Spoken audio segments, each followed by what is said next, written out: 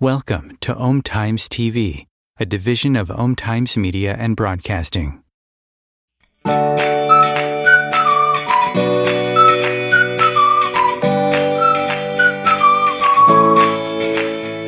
Welcome to Postcards to the Universe with Melissa Caprio. Do you believe in magic? What if you were told that all you had to do was get a little creative and work a magic spell to bring anything you can imagine into your life? Here on Postcards to the Universe, we will share manifesting, tips, postcards, creativity, abundance, and prosperity. Here's your host, Melissa Caprio. Hello, everybody, and welcome to Postcards to the Universe with Melissa, creating the life you crave. It's Wednesday, and it's actually July 1st. Happy July, everybody, and happy July 4th. And I have our very own Times astrologer. She's so wonderful. I learned so much from her. Kathy Biehl on our show today. I asked her to come on because I am learning astrology, and Kathy is one of the people that I've been following religiously, and I'm going to be taking her class, which you'll talk about, Kathy, later. We'll talk about what you're doing, what's coming up for you. But I asked her to come on because there's this thing happening in July. It's called Barbault's Basket, and it's a rare astrological alignment of the outer planets, and it happens in the middle of July. Right, Kathy, right? What's the dates that it's supposed to start? It's roughly July 15th to 25th, and it's going to be really tight, like the 19th, 20th, 21st. Okay. So we'll talk about that. So for those of you who don't know Kathy, let me just tell you a little bit about her. She's a professional astrologer, and she has her own show here on Times TV and /radio called Celestial Compass. And her shows are the first Monday and the third Monday of the month. I don't know what time are you, Kathy? Are you the same time or are you 5? You're 5 p.m. Eastern time. And you have to check out her Professional Aquarian channel on YouTube because Kathy does updates. She's giving us weekly what's going on for the week astrologically, and she has, she's always given such great information, and that's why I really, really wanted her to come on. And if you're joining me for the first time, I am an author, I'm a photographer, I'm an artist, and I have my book, which you can see right over my head, Postcards to the Universe, Harness the Universe's Power and Manifest Your Dreams. And I do manifesting postcards. I have people send me a manifesting postcard, which is basically like a mini vision board, and then I photograph them. You could see a couple of the photos above my head. I like to photograph them. I get like really into what the message is, and I go into my intuition, and I set the space, and I imagine the whole thing, the person getting their dream, whatever their dream is, to come to them. And I decided to make an oracle deck out of them, and I have 52 cards. And you know what's really funny, Kathy? They've been sitting, like I've been wanting to go through them because I want to make the deck. And I swear, like 5 days before Mercury retrograde hit, I got this urge to go through them. And I'm like, okay, I want to change this one out. I want to change this one out. I'm going to do this like this. I want to do this like this. And I'm like really getting them organized. And I'm like, of course, Mercury's going to retrograde. I'm a Gemini, and my Mercury's in Gemini. So it's like I have all this Mercury energy. And today's card is, I'm going to just bring it. I did a little oracle message on it earlier today, but it's called, And So It Begins, I Trust in New Beginnings. Because, yeah. I don't know. Is that laugh good or not good? She's like, we'll see, right? So I'm like, this is a good card for July 1st. So welcome, Kathy, so much. Thank you so much for joining me. I really appreciate it. Of course. And you're going to see everything about Kathy and how to connect with her. It's going to be in the description below. So, all her links and everything. So how you doing? I will tell you, this configuration is setting off almost every single thing in my chart. So I am a cauldron of God knows what going on these days. Yeah. And your sun is Aquarius, right? Hmm. So me learning from you, so Aquarius rules my Gemini's in my 11th house. So there's a hint of the Aquarius that's over my sun, which, these are the things that I'm understanding. Like I was saying Yes, to Kathy before we go on, it's like I'm learning a new language, you this, are. yeah, and I'm just falling in love with it because it's so literal sometimes. It's scary. So today specifically, we're going to be talking about this very rare alignment that is happening with the outer planets. And so maybe Chris, you could put it up. You could put up the chart, and that way people can see it. And I'll turn it over to Kathy and let her explain what, the outer planets are and why it's called Barbault's basket and all that fun stuff. There you go. That's a good way. All right. So this is the chart, and I'm going to turn it over to you, Kathy, the expert, because I'm learning here just like everybody else who's watching. Well, let's break it into teeny weeny bits. Okay. The outer planets are big collective influences. They're generational influences. They spend a lot of time in a sign. And in the last couple of years, they've all been finishing up long times in earth and water, which we've been used to, and they've Mm-hmm. been dealing. And so the planets are, just they are Uranus, Neptune, and Pluto. So they're the three guys at the end of the solar system. And I use Pluto. I don't care if you call them a dwarf planet. If you have a Pluto Yeah. transit, it is happening. You can name it whatever you want. Yeah. It's a force. So these three tend to shape things collectively, and Mm-hmm. if they hit something in your chart, they're really important. So what has happened is, starting last summer, they all were in completely new energy. So we've gone Mm-hmm. from earth and water to fire and air. Now, earth and water create mud. And Mm-hmm. also, there was a lot of collapse of really Yeah. old things going on with that. And air and fire feed each other and speed things up. So we had the beginning hints of this last summer, from mid-July into November, of them moving in a relationship, a harmonious, cooperative, collaborative relationship. So that's piece one. Piece two, and this is where, no, let me weave Barbault into this. So Yeah. André Yeah. Barbault was a French astrologer who worked with cycles and history and science and statistics and mathematics, and he made pretty remarkable predictions based on clustering of planets or moving out, and various times throughout history when things had happened. And he predicted the fall of the Soviet Union in Wow. 89, 90, long before it happened, based on earlier things that had happened. The housing market crash, the economic problems of around 2008. And one of the predictions he made well in advance, I think he died in 2019. He is not with us, and he didn't write Mm-hmm. in English, and you have to look around to find his work being translated. But he predicted that the period around 2000, not 2020 to 2022 would be really, really difficult and Wow. chaotic. And that when we got into the summer of 2026, an unprecedented lineup was going to occur that would usher in an absolutely different way of doing things. So let me add another piece to this before we talk about Yeah. why I've got these lines drawn here. Uh, a pivotal event in this, a seeding event, happened on February 20th, when Saturn, the planet of structure, Mm-hmm. met Neptune, the planet of absolute inspiration, idealism, completely unhinged from mundane reality. So it's like matter and antimatter met, and they Okay. met at the very first Degree. degree of the zodiac, which is the point of raw creation.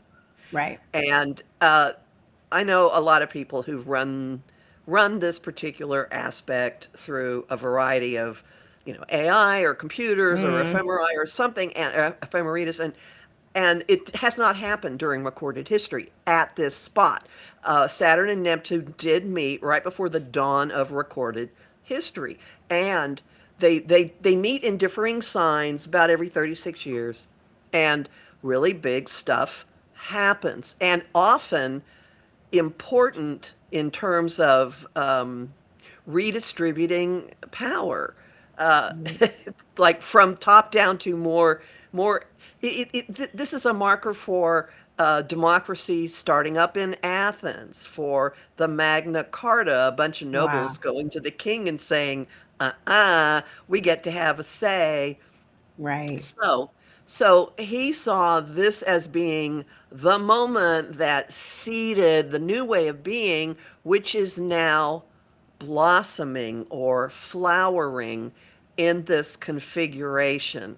So the reason, so if you look at the blue lines and you look Yeah. at the blue points, the uppermost one is Uranus, the one to the right and below that is Neptune, and the one below that is Pluto. Those are the Hmm. three outer guys. And yet there is another planet coming into position that's forming that red line, and that is creating a lid on the On the basket. It's basket. making it into a container. Now, some people call this a cradle, which is interesting, cradle of civilization. Louise Mm. Eddington often uses that phrase. The Oxford astrologer, Christina Rodenbeck, called it a chalice. I'm calling it a basket of light because I have to be different. And it reminded me of a song by a British folk rock band called Pentangle. Actually, it's the name of the album. It ends with "Love is a basket of light." So Oh. what is going on at the if you follow that red line and go up to where it meets that blue point, it's pointing to something that looks like a really fanciful four. And that's the Hmm. planet Jupiter. So Jupiter is moving into place and creating this containment. Um, Jupiter in Leo is really, let's all express ourselves. Jupiter makes more of anything he touches. Yeah. A lot of people will tell you Jupiter it's a really good, beneficent influence. Maybe, maybe Maybe. not. Depending It, on where it's hitting, it could expand something that you're not happy with, right? that's So right. yeah, yeah, It it just means expands more. whatever it touches. So if it's good, if it's abundant, if it's joy, it's going to expand that. But it could be if you're having health issues, it could expand major, issues with your health. So it depends on where it falls and your own chart also. Now, Yeah. some things to know about this. So there's another piece, right? So we've got something is like clockwork. It's blossoming into a bigger structure from this meeting at the beginning of at the end of February, February 20th. Um, and I used that to call this the year of spiritual warriors. Hmm. And it's instilling a different navigation system. It's one where you don't sit and think about things. You have an impulse kind of erupt within you, and you get your marching orders like, oh, this is what we're Hmm. going to do today. So the mind is now carrying out stuff, it's not dreaming it up. Um, we had a preview in Okay. June because another planet followed the path that Jupiter is now in. Venus, which rules what we value, our relationships, how we Hmm. get along with each other, creativity, celebrity, in the sign of really big expression and joy. Venus in the middle of June ran the gauntlet. So Venus got into Hmm. position and she made a connection to Uranus, she made a connection to Neptune, she made a connection to Pluto. So we got a preview and some really amazing stuff happened while she was doing that. That corresponds with the Knicks winning the NBA Mm, championship and people flooding the streets in New York and singing. There were two different songs about New York. One of them was the Frank Sinatra one. I don't right. remember what the second one was, but you could find footage of thousands of people singing the Yeah. same song in unison. And then the ticker tape parade celebrating out in the streets, mobs of people celebrating the opening of the Obama Center, the Mm, World Cup starting, and mobs of people going from city to city and being incredibly expressive in huge groups. That's a foreshadowing. Now, mm. there were So some just real things. quick, let me pause you real Yeah. quick so people know the chart we're looking at now. You can't see the date is the middle of July. So Venus, which is the green little, looks like a little man, a little green guy with his arms sticking out, as in was in Gemini at that time, right? No, it Or was in no? Leo. It was Oh, in it was Leo. in It Leo. was Okay. it was Okay, it was in Leo. up where Jupiter is. So it basically, that Okay. planet basically paved the way. It's like, here, let's preview what's going to happen. So Okay. all things I've got it. Venusian set it up. But Got she it. wasn't an Okay. outer planet, but she made a basket, and we got celebration in the streets. We got a memorandum of understanding, which may or may not mean anything. That's Mm-hmm. Venus in the aspect to Neptune, which can be very illusory. There were earthquakes, big Mm-hmm. earthquakes in Venezuela. Yeah. Bolsonaro in, was it I should know what country. Was that Brazil? Yes. Bolsonaro got convicted and Mm. actually sentenced to prison time. So my point in this is, even though there is a, I'm going to talk about other Yeah. correspondences history in a second, but even though there is always a potential for some heaviness Mm-hmm. uh, and things that you don't necessarily like, we've already had a trial run with people being joyous in the streets. Yeah. So Jupiter has just on the 30th moved into Leo, and it is Mm-hmm. going to be slowly approaching making these connections. The big thing that happened as soon as Jupiter hit Leo is that a man and a woman somehow got to the top of the Empire State Building and unfurled a flag with a message No. about love.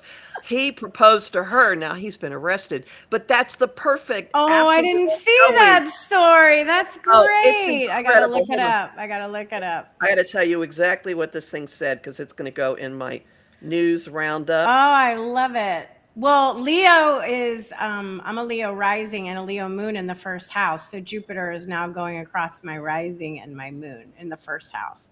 So I'm excited to see what this time is going to be like for me personally. Here's what their banner said: when the power of love beats the love of power, the world knows peace. I think, So, was that a Bob Marley quote? I think that's a famous quote. I don't know if it's is it Jimi associated with Bob Hendrix? Marley, or maybe it's one of the. It's so, Yeah, whoever, you guys can let us know in the you I can think let it's us know Jimi Hendrix. in the description. Yeah, but somebody said it, and it's beautiful. Yeah. So, this leads to what Barbault foresaw. He saw the basket ushering in a golden age of humanity, Mm, unlike anything we have ever experienced. Now, it's not going to be flip switch and we're all right. singing Let the Right. Sunshine in the streets. I Yeah. keep saying that. But the process has already been set in motion. We've already seen people celebrating with each other and taking these grandiose acts. So he saw this leading to a redistribution of, like a realignment of power globally and a Mm, redistribution of resources. mm. Resources. Now, interesting, there are some historical connections that speak to all of that, but I'm gonna shut up for a second and let you ask questions because I've just thrown a lot at Well, people. no, so I'm there's they're all meeting. If you guys are looking at the chart, you're going to see two numbers. So they're all meeting at a 4 degree, and one's meeting at Jupiter's 4 degrees in 27 minutes. So let's just all say 4 degrees, right? Why the number 4? Why is the number 4 significant? Or is it not? Is it just that they're all hitting the same number? Well, interesting. That's still in the early unfolding of the expression of a sign. Each sign is split into thirds, and the beginnings are kind of the rawest part. And 4, I mean, you look in the tarot, 4 is the number of the emperor, and there's a feeling of locking things into some stability. And indeed, this particular lineup is going to hit a point of stability in late August. I'm getting ahead of myself. So that's part of what's important with this, that they 3 of them can meet, 3 of them can have a connection, but Barbault didn't find any time in history when all 5 of these guys were at the same numbered degree of different signs. He did say the fact that they were so separate was part of the unfolding of a new way of being, when outer planets are all clustered up in one area, tightly together, as they were in 2020. Things tend to be really intense and stuff breaks down. And this is spreading, and I am seeing this as rewiring. With all this energy running from self-expression to looking at things in a very, very different way. That's the Uranus and Gemini, to changes in how we communicate and the way we use technology and perspectives, kind of opening into all kinds of unexpected things, touching on an innate connection to something that is not earthbound. So inspiration, spirit, whatever you want to call, and then tying that to the redistribution of power that is one of the signatures of Pluto being in Aquarius. Yeah. So people know I've set this chart. This chart is July 19th, which is the day he focused on. No, I'm so... Yeah, the time's cut off, sir, for us. No, this is July 20th. Excuse me. This is the day that the lid becomes exact, but the day before, the 19th, he paid attention to, because you see the moon all by its lonesome. Yep. The moon in the sign of Libra, which is ruled by Venus, women, creativity, playing nice. On the 19th, the day he focused on, the moon is briefly at 4 degrees Libra. So the moon, the collective, the people are picking up this possibility. And there are so many ways I could break this down, because there are all kinds of intertwined connections going on with that. But the bottom line is something very different is being birthed. It's being birthed communally. It is realigning where power sits. Could be messy. There's precedent for it being messy. There will be very different ways of looking at all kinds of things. One of the sub aspects of this, the link between Uranus and Pluto, occurred in the 20s in different signs, but it was a trine between them, and a current when the Institute for Theoretical Physics was founded at the University of Copenhagen, and this is where the whole concept of quantum physics developed. Wow. So a very different way of looking at reality.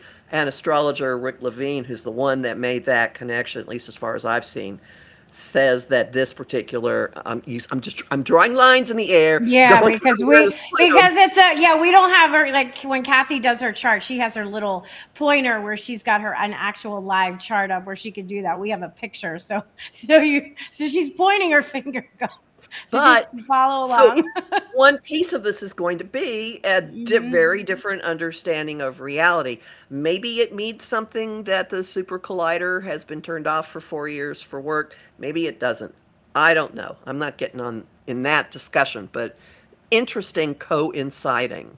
Yeah. Well, what's also interesting is when Kathy says the outer planets, there's your personal planets which are closer to the Earth. I mean, are your Mercury, Venus, which is another personal planet, Kathy? Mars. Mars. And then when you go beyond that, they're the outer planets, which affect us, but it affects the collective in the world, depending on where it's showing up. So that's what the significant is of this, is it's hitting these outer planets. So it's not just going to affect you personally in your own life, in your own chart. It's going to affect everybody on the planet in a different way. And that's why it's so significant that people have been talking about it, because a lot of people have been saying, Kathy, you could tell me if I'm wrong, is that they see this as a trigger point of a jump in consciousness. Yeah. That is where we're going, which is a good thing. Not necessarily easy a thing, but a good thing, right? Yeah. Just to clarify one other thing. Before you go to clarify, I'm just looking at the time. We're coming up on the minute. We're coming up on the break time. So let's take our break now, and then you look at the chart and you see what you want to clarify, and that'll give you a couple of minutes we'll jump back into it. All right, guys, stay tuned, and we'll be back in just a couple of minutes. Times TV, a division of Times Media and Broadcasting. Do you have a dream that feels just out of reach? What if you could send a message to the universe and watch it come true? Hi, I'm Melissa Caprio, creator of the Postcards to the Universe project. For years, people from all over the world have sent me their dreams on a simple postcard, and I've seen incredible things happen. Postcards to the Universe, harness the universe's power and manifest your dreams, gives you the tools to create a life you love. Learn how to turn your biggest desires into a clear, powerful message the universe can hear. It's time to stop waiting and start creating. Discover your power to bring your dreams to life. This isn't just a book, it's an experience. Discover your purpose, unlock your potential, and manifest your wildest dreams. Find Postcards to the Universe by me, Melissa Caprio, wherever books are sold. Get your copy today. Start writing your story one postcard at a time. Imagine becoming a super influencer. Reinvent yourself, invest in your brand, and then manifest your success with a robust spheric approach. Times Media and Broadcasting offers a unique and multifaceted way to become the spiritual and conscious influencer you deserve to be by putting your message across our powerful platform with its proven record of integrity and excellence. Through our produced shows, Times offers the opportunity to become a social media TV personality, a radio show host, an Times magazine columnist, and a syndicated podcaster, all in one shot. By live streaming your show on Times TV and broadcasting it across the extensive Times radio and TV networks, you become more than a host. You become an ambassador and a force for positive change. Times. Open yourself to the possibilities. If I could be you, and you could be me for just 1 hour.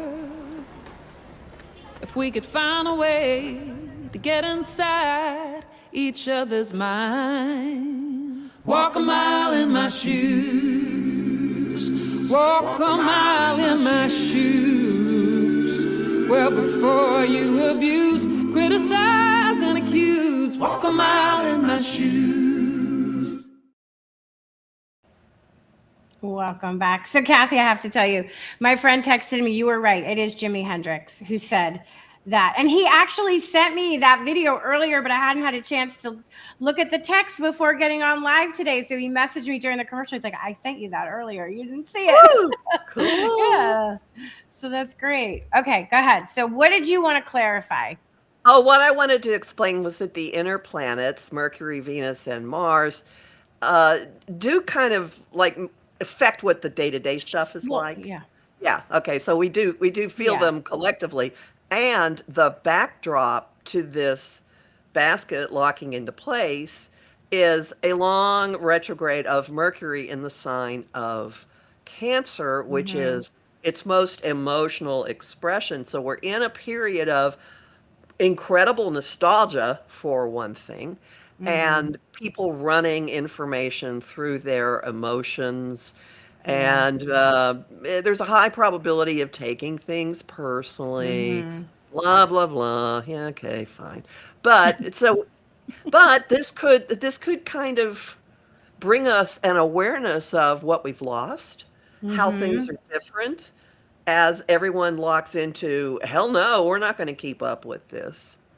Yeah. And it can also make us review things, because Mercury is about communication and information. And, it can be very disconnected, but it being in all the water signs this year, maybe Hmm. it's forcing us to take a look and feel things that are happening in the world, that are happening with other people instead of And being so easily to disconnect, right? Mm-hmm.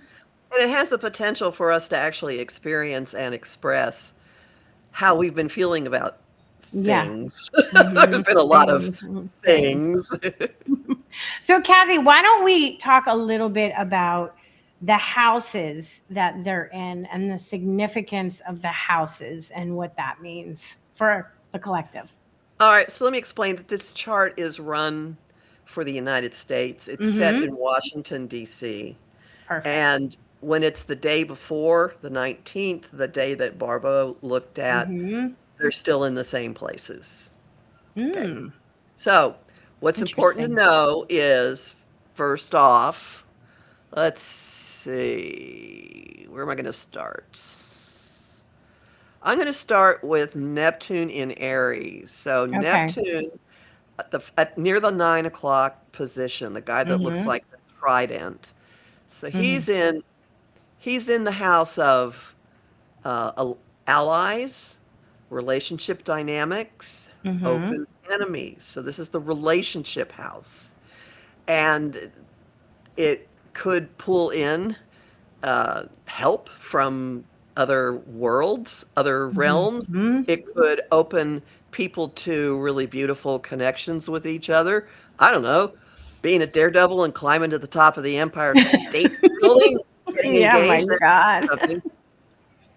So then if you continue going up, I'm only going to talk about the outer planets. If you go Yeah. up to where Uranus is with the columns, that's the sign for Mm-hmm. Gemini. Uranus is in a really complicated part of the chart. It's in Mm-hmm. the ninth house, which deals with our life philosophy, our outlook on life, like the perspective that we view everything with through. It's also the chart of the courts. I think there's Mm-hmm. going to be fallout from stuff the Supreme Court did Mm-hmm. do. So it's the chart. It's the house of the courts. It's the house of policy, of legislation, of the law, of Interesting. publishing, of broadcasting your message. And Mm. we've got a big merger that's under consideration, and we've been seeing uh, legacy media getting reshaped and Mm-hmm. blown up and going in a different direction. CBS seems to be a flashpoint for that. Yeah. And um, So just quickly, just tell people like a word or two that what Uranus what represents Uranus, oh, it's the because a quick lot of people change. don't know. Yeah, what that would be. Yeah. It's the quick change agent. It Mm-hmm. throws plot twists.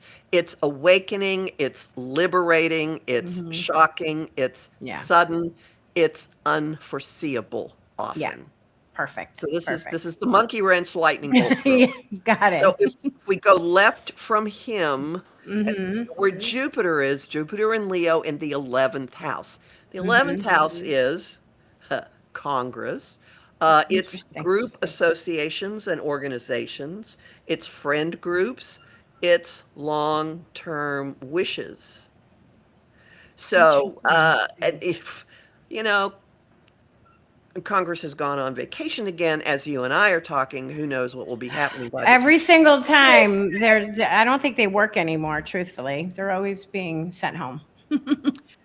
And so it is if you follow the red line down, that is going to Pluto in Aquarius, this is creating, the two of them together are creating a tension between self, like how do you express yourself and where are you in the collective?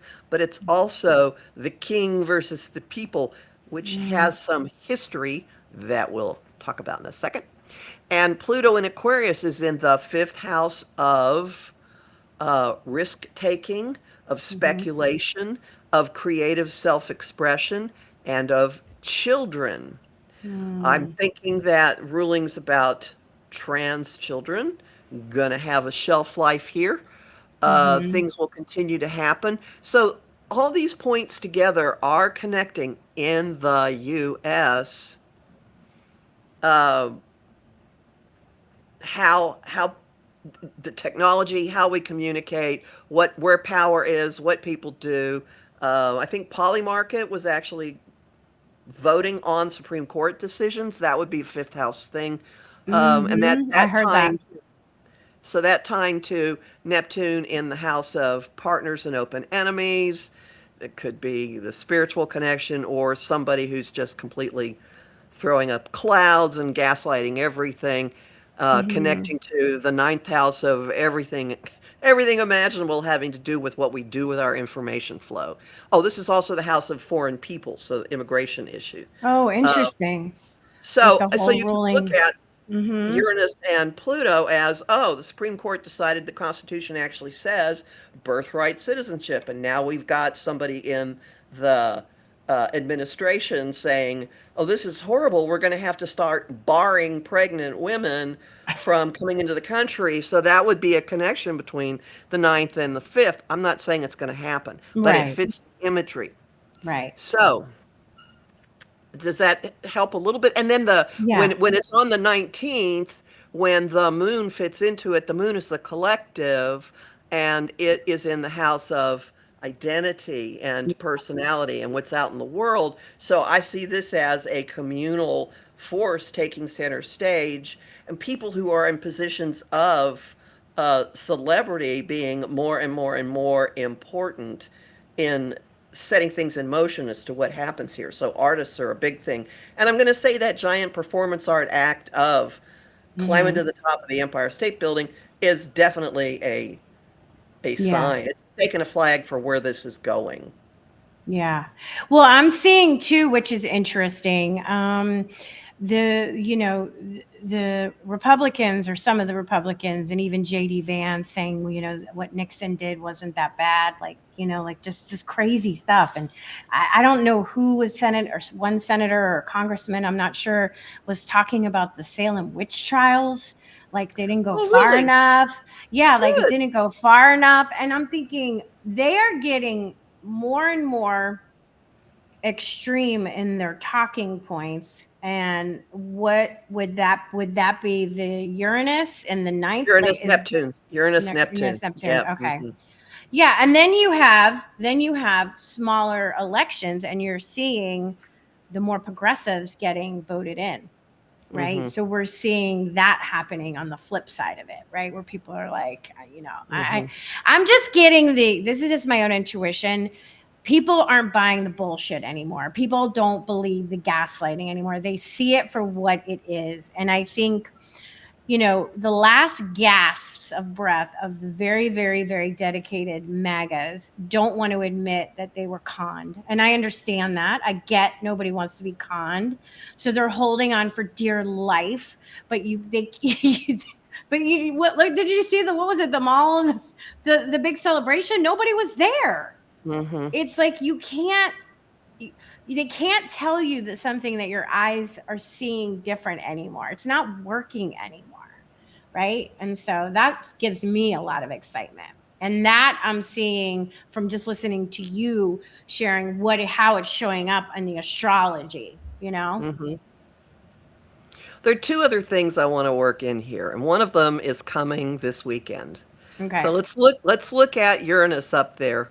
In the ninth house at 4 degrees Gemini, and you'll notice that Mars is at 15, so it's crossed over it. So July 4th and 5th, and we're already feeling it now. Yeah, I heard about Mars her. is going to move over that Uranus, and it's going to Yeah, turn the power on for this whole collaboration. yeah. Mars Uranus, something very sudden, very brittle. An attack of some sort could involve Mm. words, could involve technology, could be something that completely blows people's way of looking at the world Wow. out. And that's what we have on our birthday. So the country's birthday. So Mars first, it hits the, okay, here we go button, blam, with Uranus. And it makes it opens the door with Neptune, which could soften whatever this is. It could Mm. also misdirect whatever this is. Like we may not really know what is going on. We might be lied Mm. to. It could feel like angels swooped down and made something miraculous happen. All of these things, and it could Are be that every possible. single one of those things happens. So And so then, Uranus is like the explosion waiting to happen, and Mars is like the ignition switch, and when it hits yes, it, it goes yeah, Mars boom. goes boom. There we go. And It's then how that manifests, we're not quite sure, right? But it could. well, and Okay. then after, so it hits Uranus, then it has this little dance with Neptune, Mm. and then it has the trine and unbroken flow with Pluto. So something gets set in motion, something evolutionary, something transforming happens.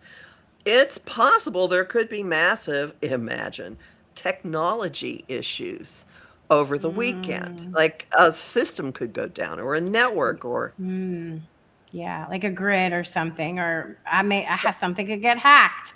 I mean, hopefully it's not actual violent, but it could be. It could be violent situations. There could be fights, gun violence. I imagine there's going to be people blowing their fingers off this 4th of yeah, July. I well, mean, it just, being in Gemini and, it's just like, but But there's also that this is going to set the machinery in motion. right. So whatever the big events are of July, the beginning of July till let's say about the 7th, because it's going to still Mhm. kind of be in the Yeah. air, it's going to play a role in activating this energy grid, turning the circuitry on. How many degrees, Kathy, do you consider conjunction? 2 degrees? Like when a planet's within two, like Well, 0 to 2, 3? Everybody's different in their usually interpretation. 3, but for Okay. something like this, I think we're already feeling it. Yeah. Yeah. No, I definitely do. And how do you think the Mercury retrograde in Cancer is, and that's in the 12th house. That's in the 12th house, right? Nope, nope, nope, nope. No, where am I? Where It's am I looking? Oh, it's in not the even the in 11th 10th and in the house. 10th. In the Oh, 10th. excuse me. Yeah, So there's I'm looking at Virgo. No, yeah, it's in the 10th house. So how is that going to be affecting all of this energy? I mean, a lot of people are going to be of a certain age are going to remember what it was like in 1976 and like, huh, this doesn't Mm, feel like it did then. So there's right. probably a lot of nostalgia and wistfulness and um, reconsidering like what does our country mean to us? That's a piece of Yeah. it, Yeah. Yeah. a big piece And of it. and your intuition. So we're going to have this. I'm imagining in my mind's eye, like, okay, imagine the sky lights up like a picture. We take a picture, like, poof, right? The energy of that picture is floating down on all of us, right? Like this visual artist, photographer. This is where it's floating and we're getting Hmm. sprinkled by the energy. Hmm. What is your intuition telling you after that? We're going to start seeing, maybe Oh, and coming. no, Yeah. there will be big differences in what Okay. people are doing, how they're organizing, what they're putting up with. And we've seen early warning signs of this, all right? We got a little coming attractions trailer last summer Mm-hmm. and also when Venus ran that gauntlet. So I don't think it's people just going inside and shutting the door at all. I think it's Mm-hmm. organically gravitating to groups and saying, life is beautiful. Let's stop this nonsense. Can Yeah. I give you a few historic things that play into Absolutely. it? Yeah. People love that because that shows how literal astrology really can be. Mm-hmm. So 1789 is an instructive year for shifts in power and resource allocation Okay. that ended up being having really, really long-term impact. And France and the US were flashpoints for this. So what happened in 1789 was Pluto was in Aquarius, not at this degree.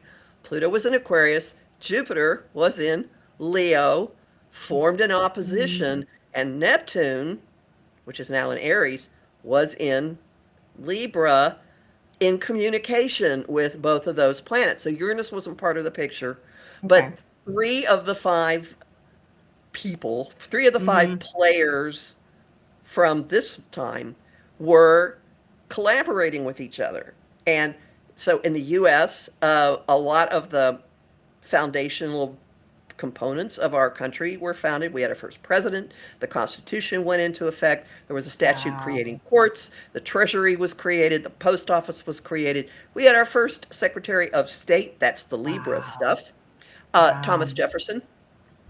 And Congress started considering 12 amendments to the Constitution, which later became the Bill of Rights, which is a real Jupiter-Pluto thing with the Leo and Aquarius. Meanwhile, in France, much messier. In France, the Bastille was stormed, so the prison was broken open. The National Assembly abolished feudalism, so people being basically chained to somebody else because of their station in life. Wow. This is my favorite one. Women were pivotal, and the women were part of an event that started the knockdown of the monarchy, because grain prices were so high that bread was really scarce. And women started congregating in the market in Paris, and they did something called the Women's Bread March, and they gathered all kinds of implements like pikes and pitchforks, and they marched 12 miles from Wow. Paris to Versailles, and they asked for an audience with the king, who had just had a big banquet, and he met with them, and they were not happy with what he said. So overnight, they stormed the castle, and they killed people, and the royal family started fleeing for their lives. So I love it. It is redistrict. always women. It is always women. Right. I swear. And they never tell you those stories. They No, never share Neptune those in stories. Libra, women. Wow. So, oh, also there was a piece, a document written called Declaration of the Rights of Man, which is a working document for the concept of democracy. So, a lot of going on now is revisiting the energies of then, and you see how that, I mean, the French Revolution was not neat and tidy. It was very messy. I'm not saying we're going to have Of horrible course. violence in the street, but Right. there will be something uncomfortable. Will be a lot of uncomfortable in birthing this new way, but we have the pointers. That's what happened then, and it involved both countries, and it created two systems of government that continued to be allies. Yeah. Yeah, it's a revolutionary energy. It doesn't mean that there's going to be bodies on the street. You're right, but it has that same energy, right? And the people, and if we're seeing the people being represented about where things are in the sky right now, and I love that. So, just for anybody, an easy thing is anytime you see the moon, always know the moon when you're talking about the collective represents the people. That's a good way to think of how the moon shows up too. Where is it? And I love that it's on the first house. Yeah, it's a we the And people thing. It definitely is we the people. do you still want the chart up, Kathy? Do you still need the chart up? Well, one more Or thing I want to point okay, out. go Okay. ahead. Yeah. So we've got this exact basket now, and then Jupiter moves on his own, and Jupiter Okay. makes a supportive, stabilizing link to Saturn, who was part of the Saturn-Neptune conjunction, at the end of August. So there's something that brings things down Okay. into being, and Venus Okay. did that in June, and that's when, so we've been through it with a different energy. Then the three outermost planets, Uranus, Neptune, and Pluto, will continue to move ahead in roughly the same relationship, and they will link up again in June of 2027 at 6 degrees of fire and air. And at that point, the 6-degree Leo point will be occupied by a dwarf planet called Ceres, which represents, it's a feminine influence, but it's also goddess of grain. It's also how well our needs are met or not. And then she moves on. Uranus, Neptune, and Pluto continue to travel roughly in parallel. And in June of 2028, they link up again at 8 degrees of fire and air. So we've got a multi-year upgrade, blossoming progress happening. Very interesting. Wow. That's why I'm so falling in love with like astrology now. Like it just all of a sudden, like I've always liked it, but never. And then all of a sudden, I think it was when Aries, something was going through my 9th house, you know, something significant with a higher learning. All of a sudden, I'm like, I can't get enough of it. So just, I think we could take it down, right, Kathy? Or do you need it? Yeah, no, we can take it down. take the chart down. So just briefly, Kathy, I know you know Trump's chart. We don't have to get into any significance, but this is going to affect him pretty significantly, right? Because I know you know his chart pretty well. The Mercury retrograde definitely will. Also, here's how the main way it's going to affect him is that it's hitting on the planet in his money house that represents being a charlatan, that represents money laundering, that represents illusory deals, contracts that don't mean anything or for something else. So that is in Libra, and the moon will be on that when this lineup happens. Yeah, I think a report just came out that said something about everything that he was done. Like literally, I read something earlier today on that. Just what you just said. So cryptocurrency. Yeah, no, it's amazing. It's amazing. And Uranus, this quick change artist, this unexpected thing, in the charts, in the house system I use, rules his house of health. So, you know, we've been having a watch. Yeah. This weekend, something really big could happen with that, and we might not be told about it. Imagine with weekend Neptune. At Bernie's him. Their weekend at Bernie's him. I don't have any faith. So, So, Kathy, tell people a little bit what you have. Thank you so much. I mean, she has so much information, guys. You got to go to her channel, Professional Aquarian. And I've just, every time there's a new one, I'm like, ooh, what is Kathy talking about today? So tell people like how they can, you know, find you. And if you have anything coming up that you want to share with everybody. Yeah. My YouTube channel is Professional Aquarian, and all of my forecasts are, you can hear them there every week, every month, every new moon, every full moon. I also have a special in the July playlist. I've got one called Dawn of a New Age, ? Barbault's Basket Unpacked, and I walk through a lot of this. Yeah. I also do political collaborations with Louise Eddington every Friday, which we have done since November 2024. You do the math. Anyway, I have a Patreon, patreon.com/Kathy Biehl, which has daily forecasts and deeper stuff. There's a freestanding article there called Barbault's Basket and You that explains a little bit about what it's doing to normal people, but it also walks through, if you have Uranus, Neptune, or Pluto in the beginning of a sign, by each sign I show here's what it's hitting off and here's how it's doing things. Now I've got the dates that this is active, and some people say, but you don't have my date. Yeah, but I bet you I have your kid, I have your nephew. I mean, because I brought it into birthdays into this year. I'm teaching astrology at the Rocky Mountain Academy of Energetic Arts starting in August. Yeah. I can't believe I've agreed to do this. Anyway. Well, that's online, right? That's online, isn't it? Yes, it's online, but I will be live. So for those of us like me that want to take it. Right. Yeah. Because I'm not going to be in Also, the Rocky Mountains. no. Also, the head of that school, Danielle Agnew, and Andrew Bassano Brewer and I are doing an event at the end of July called a Joy Billation. It's free. Oh, I We're love that. because we are all in various ways seeing something really positive happening in the middle of Yeah. July. Yeah. Really positive. So we'll post-mortem that, and then in October or end of September, we're going to talk about the review period. We have a really intense what just happened period in October and November coming up, and that one will be for a charge. Yeah. But the Yeah. Joy Belation is free. Yeah. Oh, okay, great. And I highly recommend watching you and Kathy and Louise's.